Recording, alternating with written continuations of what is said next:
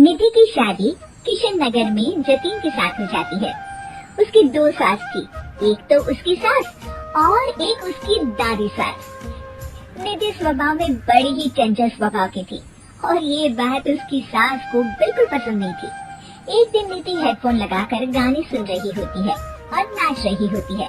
तभी उसकी सास वहाँ आ जाती है।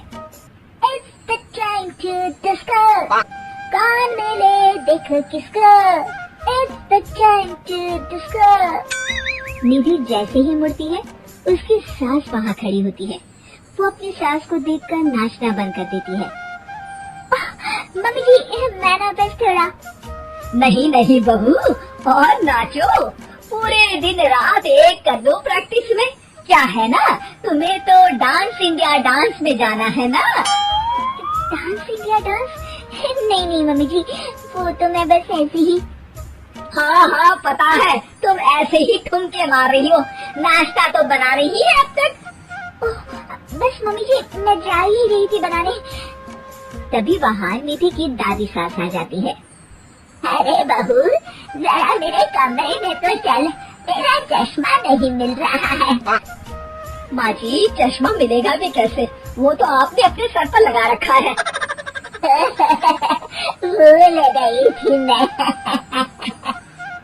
सास वहाँ से चली जाती है और दादी सास निधि की तरफ देखकर मुस्कुराती है और आंख मारती है।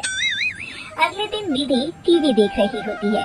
तभी वहाँ उसकी सास आती है और कहती है, बहू ये क्या, दिन भर टीवी के सामने अपनी आंखें खराब करती रहती है तू।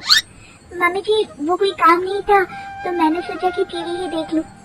अच्छा, काम नहीं था, कोई नहीं, रात में घर में कुछ रिश्तेदार आ रहे हैं, उनका खाना बनाना है। चलिए बहू रानी जी। हैं? कितने लोग आ रहे हैं मम्मी जी? यही कोई 10-12 लोग होंगे। अभी से ही लग जाओ काम पर, समझी? उनकी खातिरदारी में कोई कमी नहीं रहनी चाहिए। सास वहाँ से चली जाती है। बाप रे, 10-12 लोग, इतने लोगों का खाना, इतना खाना तो एक साथ मैंने कभी नहीं बनाया। निधि रसोई में जाती है और सब्जी काटना शुरू करती है। सब्जी काटते हुए काफी वक्त बीत जाता है। तभी उसकी सास आती है। ये क्या, अभी तक सब्जी ही काट रही है? अरे अभी तक तो सब्जी बन भी जानी चाहिए थी। जल्दी जल्दी हाथ चलाओ बहू, मैं जरा मार्केट जा रही हूँ। सास चली जाती है। इतना सारा काम है और खुद अकेले ही करना पड़ रहा है मुझे। निधि सब्जी काटने के बाद आटा गूंदना शुरू करती है तो देखती है कि आटा खत्म हो गया है। आटे की पैकेट ऊपर वाले स्लैब में रखे हैं। एक काम और बढ़ गया। निधि आटा निकालने के लिए स्टूल पर चढ़ती है और पैकेट उतारने लगती है। तभी उसका बैलेंस बिगड़ता है और सारा आटा उसके ऊपर गिरता है। हे भगवान, मर गई रे, ये तो सारा आटा ही गिर गया। अब क्या करूं? आज तो सासू माँ से बहुत डांट पड़ेगी। तभी उसकी दादी सास को रोने की आवाज आती है और वो रसोई की तरफ आ जाती है।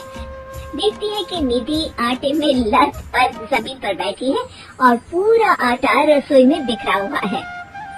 अरे बहू, ये क्या हालत बना रखी है तूने अपनी? मेहमानों के आने का वक्त हो गया है और रसोई की ऐसी हालत है। दादी सासू माँ, आज तो मुझे मम्मी जी घर से ही निकाल देंगे।